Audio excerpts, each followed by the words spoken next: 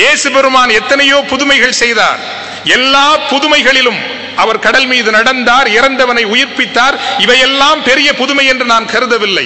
ஆனால் அவர் செய்த மிகப்பெரிய புதுமையாக நான் கருதுவது, பள்ளிக்கு செல்லாத, பல்கலைக்கழகங்களில் படிக்காத, ஒருவருக்கொருவர் எத்தகைய ஒருமைப்பாடும் இல்லாத 12 மனிதர்களை தன் சீடர்கள் என்று ஆக்கி அந்த 12 சாமானிய மனிதர்களை வைத்து உலகத்தின் கடை எல்லை வரைக்கும் தன்னுடைய செய்தியை கொண்டு சேர்க்க செய்தாரே, அதுதான் மிகப்பெரிய புதுமை. அவ்வகையில் இங்கே இருக்கிற நீங்கள் ஒரு புதுமை நடத்த வேண்டும், அதிசயம் நடத்த வேண்டும். வருகின்ற ஆண்டுகளில், இன்னும் ஒரு 10-20 ஆண்டுகளில் தமிழகம் முழுவதும் 6 கோடி நாவுகளில் வாழ்க வையகம், வாழ்க வளமுடன் என்று சொல்லுகின்ற ஒரு அதிசயத்தை நீங்கள் நடத்தி காட்ட வேண்டும். அது வெறும் ஒரு இயக்கத்தை வளர்ப்பது அல்ல, எண்ணிக்கை காட்டுவது அல்ல. எண்ணிக்கை காட்டுவது அரசியலுக்கு தேவை, எண்ணிக்கை காட்டுவது அரசியலுக்கு தேவை அல்ல. புதியதொரு வாழ்வியல், அறநெறி, பண்பாட்டு சூழலை இந்த நிலத்திற்கு தருவதற்கான இயக்கமாக இந்த வாழ்க வளமுடன் இயக்கம் மாற வேண்டும் என்று நான் நினைக்கிறேன், வேண்டுகிறேன்.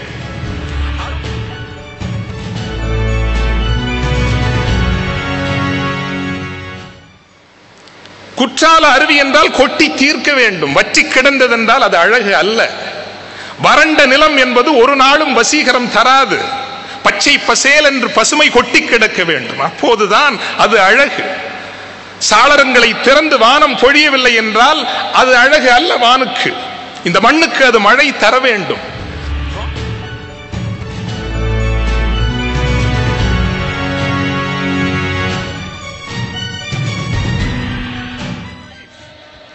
என்னுடைய வாழ்வை முழுமையாக கொண்டாடி, தந்தையே, தகப்பனே, ஈசனே, நாயகனே, இதோ நீ எனக்கு ஒரு வாழ்வு தந்தாய், அதை முழுமையாக்கி உனக்கு நான் மீண்டும் காணிக்கையாக்கி தருகிறேன் என்று ஒப்படைக்கிற பொழுதுதான் அதுதான் காணிக்கை.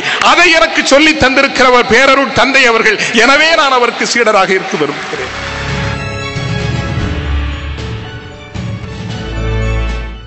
அன்பர்களே, நண்பர்களே, அடியார்களே, 12 அப்போஸ்தலர்களை, சீடர்களை கொண்டு ஒரு அதிசயத்தை நிகழ்த்தினார். தமிழ் சமூகத்திற்கு மீண்டும் ஒரு பண்பாட்டு அறநெறி மாற்றம் ஒன்று தேவைப்படுகிறது. சக மனிதர்களை நேசிக்கிற, அரவணைக்கிற, விழிப்போடு செயல்படுகின்ற தவம் என்பதை பற்றி என்ன அழகாக சொல்லி இருக்கிறார். தவம் என்பது நீங்கள் யோகம் செய்வதும் அல்ல, நீங்கள் செய்கின்ற மன மூச்சு பயிற்சி கூட அல்ல. தவம் என்பது தீராத விழிப்பு நிலையில் இருந்து கொண்டு உன்னையும் நிறைவித்து நேசித்து உன்னை வாழ வைத்து உன் சக மனிதர்களையும் வாழ வைப்பதுதான் தவம் என்று சொல்கிறாரே, அப்படி ஒரு தவத்திற்கான ஒரு சூழல் இன்று தேவைப்படுகிறது. விரைவில் வர வேண்டும். அத்தனை பேரும் சேர்ந்து இங்கிருந்து கொண்டு எல்லோரும் சேர்ந்து சொல்வோம், வாழ்க வையகம், வாழ்க வையகம், வாழ்க வளமுடன் என்று தமிழகம் முழுவதும் ஒலிக்கின்ற நாளை நீங்கள் உருவாக்குங்கள்.